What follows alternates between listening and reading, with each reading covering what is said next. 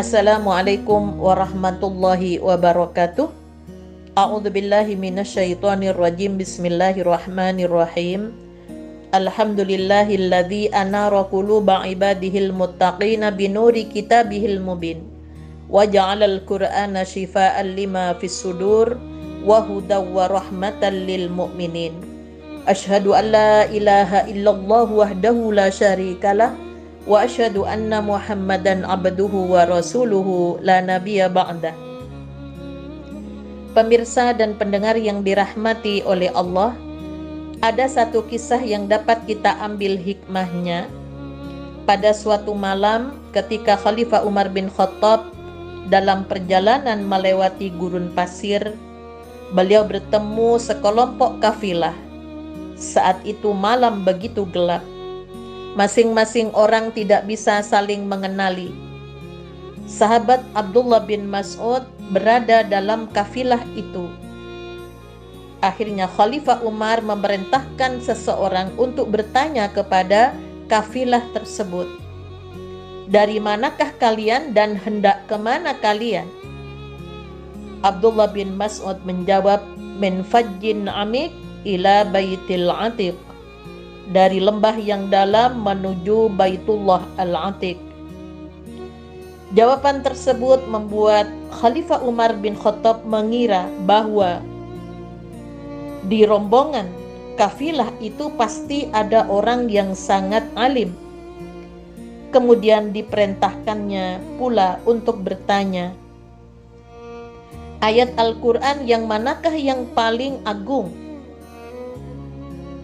Ayat Al-Quran yang manakah yang paling kuat hukumnya? Dan ayat Al-Quran yang manakah yang paling luas cakupannya? Setiap pertanyaan dijawab dengan sangat baik oleh Abdullah bin Mas'ud. Hingga tiba pada pertanyaan yang terakhir, kabar ayat Al-Quran yang manakah yang paling menakutkan? Kemudian Abdullah bin Mas'ud menjawab, Quran surat An-Nisa ayat 123. Laisa bi amaniyikum wala amani ahlil kitabi may ya'mal su'an yujza bihi wala yajid lahu min dunillahi waliyya wala nasira. Balasan dari Allah itu bukanlah menurut angan-anganmu yang kosong, dan tidak pula menurut angan-angan ahli kitab. Barang siapa mengerjakan kejahatan, niscaya akan diberi pembalasan dengan kejahatan itu, dan ia tidak mendapatkan pelindung dan tidak pula penolong baginya selain Allah. Abdullah bin Mas'ud menilai Quran surat An-Nisa ayat 123 itu memberikan kabar yang menakutkan. Pendapat itu disepakati oleh Khalifah Umar bin Khattab. Kabar menakutkan yang pertama ada pada kalimat laisa bi amaniyikum wala amaniyi ahlil kitab, bahwa pahala itu bukanlah seperti angan-anganmu dan angan-angan ahli kitab. Mereka khawatir jika sebagian pahala atau bahkan seluruh amal mereka tidak diterima oleh Allah Subhanahu wa ta'ala, padahal mereka adalah generasi terbaik umat ini. Karena itu semestinya kita lebih layak untuk takut dan khawatir.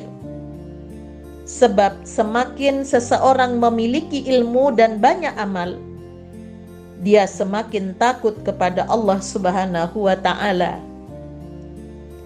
Selama ini boleh jadi kita sering mengingat kebaikan yang pernah kita lakukan, berbagai ibadah yang telah kita jalankan, lalu kita mengkalkulasi begitu banyak pahala yang menurut kita telah kita kumpulkan. Semestinya kita khawatir jangan-jangan nilai di sisi Allah itu sebenarnya jauh dari angan-angan kita. kelak akan banyak orang-orang yang terkecoh.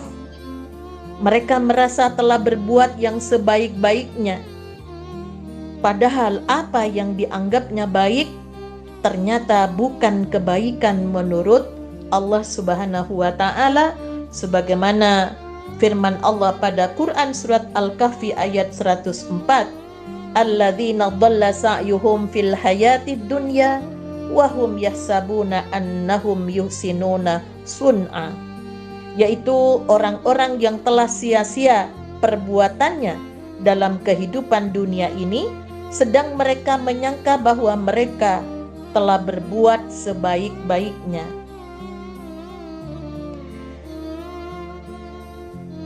Ayat ini menjelaskan bahwa hasil amalan yang bukan diperuntukkan kepada Allah dan amal yang tidak mengikuti aturan-aturan yang dikatakan sunnah Rasulullah Sallallahu Alaihi Wasallam, maka selayaknya kita senantiasa memperhatikan dan mengevaluasi amal kita sebelum dan sesudahnya. Sebelum beramal, selayaknya kita bertanya, liman a'mal? Untuk siapa saya beramal? Jangan-jangan hanya ingin mendapatkan pujian dari manusia. Pertanyaan yang kedua, wa kaifa a'mal? Dan bagaimana saya mestinya beramal? Jadi, jawaban yang pertama itu adalah dengan mewajibkan hati kita untuk ikhlas, berniat semata-mata karena Allah, bahwa tidak beramal dan berbuat kecuali hanya karena Allah semata. Adapun pertanyaan yang kedua, bagaimana saya mestinya beramal? Jawabannya haruslah dengan muttaba'ah, mengikuti sunnah Rasulullah Sallallahu Alaihi Wasallam, sebagaimana hadis yang diriwayatkan oleh Bukhari, wa man amila amalan laisa alaihi amruna fahuwa raddun. Barang siapa yang beramal dengan suatu amalan yang tidak ada perintah dariku, maka akan tertolak. Utamanya amal yang terkait dengan ibadah mahdhah, yang kaidahnya adalah asalnya dilarang kecuali ada perintah. Jadi kalau ibadah sholat, ibadah puasa, ibadah haji, kita harus mempelajari betul-betul mana yang diperintahkan oleh Allah agar supaya kita tidak melakukan menurut aturan kita sendiri. Kemudian amal yang diterima oleh Allah hanyalah amal yang ikhlas dan benar. Sementara kita tidak bisa menjamin bahwa semua yang kita lakukan itu sudah ikhlas seperti yang diperintahkan, baik qoblal amal, indal amal, dan ba'dal amal, sebelum, ketika beramal, dan sesudah beramal. Maka tidak heran jika para ulama mengatakan bahwa ikhlas sesaat adalah kebahagiaan abadi. Hanya saja ikhlas itu berat, sehingga ada yang berpendapat seperti Sufyan Ats-Tsauri bahwa aku tidak pernah mengobati penyakit yang lebih berat dari mengobati niatku. Orang yang melakukan ibadah tapi tidak ikhlas atau tidak benar, kelak akan tertipu oleh angan-angannya, sehingga merasa telah melakukan amal yang begitu banyak. Kemudian yang kedua, ayat 123 surat An-Nisa. Pada ayat tersebut yang membuat takut para sahabat adalah kalimat mayya'mal su'an yujza bihi wa la yajid lahu min dunillahi waliyyan wala nasira. Barang siapa mengerjakan kejahatan niscaya akan diberi pembalasan dengan kejahatan itu. Padahal mereka adalah orang yang sedikit melakukan dosa. Karena sedikitnya mereka bisa mengingat kapan dan dosa apa yang telah mereka lakukan. Itu pun mereka takut jika dosa yang pernah mereka lakukan menyebabkan jatuhnya sanksi yang menimpa mereka. Karena dosa bisa mendatangkan musibah baik berupa sanksi di dunia maupun siksa di akhirat. Pemirsa dan pendengar yang dirahmati oleh Allah, betapa berhati-hatinya para sahabat, orang-orang terdekat dengan Rasulullah ya, untuk selalu merasa khawatir kalau amalnya itu menjadi sia-sia. Maka dalam hadis yang diriwayatkan oleh Ahmad telah dikabarkan bahwa Abu Bakar bertanya kepada Rasulullah sallallahu alaihi wasallam, "Wahai Rasulullah, bagaimana akan ada keberuntungan setelah ayat ini turun? Bahwa setiap apa yang dosa yang kami lakukan itu maka kami akan dibalas." Nabi sallallahu alaihi wasallam bersabda, "Semoga Allah mengampunimu, wahai Abu Bakar. Bukanlah kamu pernah sakit? Bukanlah kamu pernah kelelahan? Pernah sedih? Bukankah kamu pernah mengalami ditimpa cobaan?" Abu Bakar menjawab, "Iya, wahai Rasulullah." Kemudian beliau bersabda, "Maka itu semua adalah balasan bagi kalian."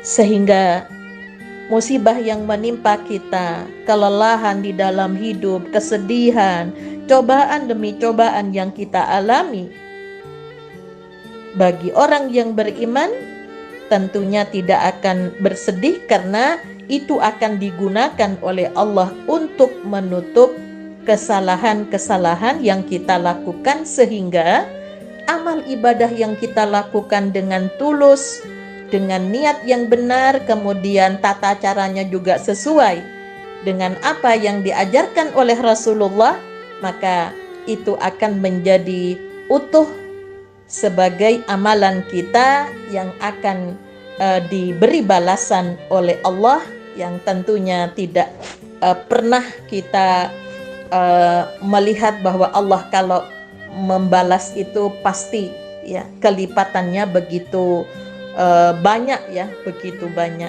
Sehingga bagaimana ketika Allah memberikan cobaan-cobaan di dalam kehidupan, kita hadapi juga dengan keikhlasan, dengan kesabaran, karena di situ akan dijadikan oleh Allah untuk menutup kesalahan-kesalahan yang telah kita lakukan ini.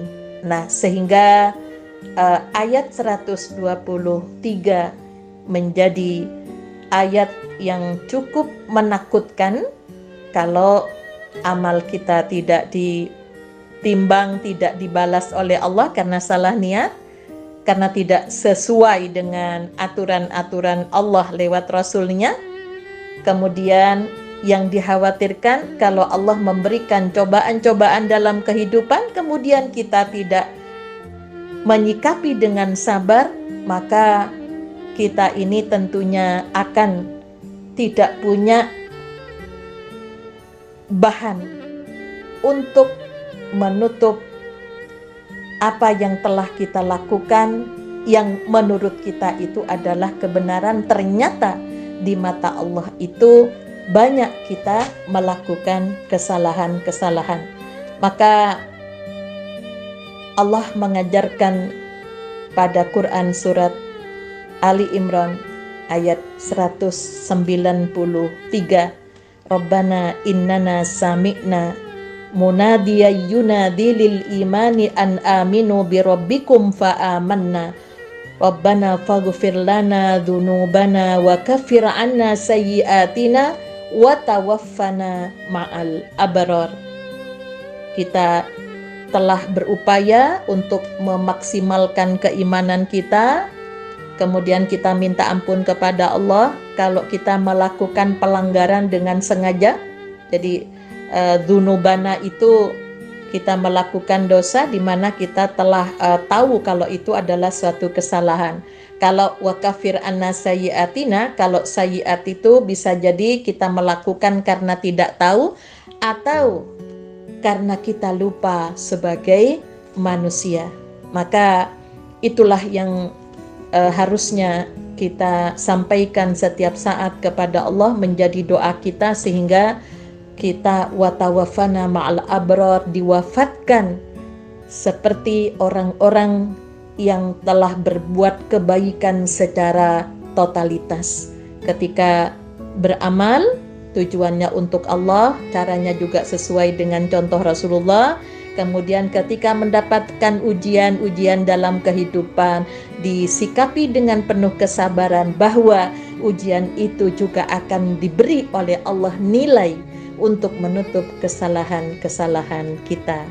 Pemirsa dan pendengar yang dirahmati oleh Allah, mudah-mudahan amal kita selama 1 tahun menghadapi bulan Ramadan ini, ya, kita tentunya pada saat datangnya bulan Ramadan, keadaan kita sudah diampuni oleh Allah, sehingga seluruh amal kita di bulan Ramadan itu semuanya tembus mendapatkan nilai untuk menutupi kesalahan-kesalahan kita pada masa-masa yang lalu. Nasrum minallah wa fathun qarib wa basyiril mu'minin walhamdulillahi rabbil alamin. Assalamualaikum warahmatullahi wabarakatuh.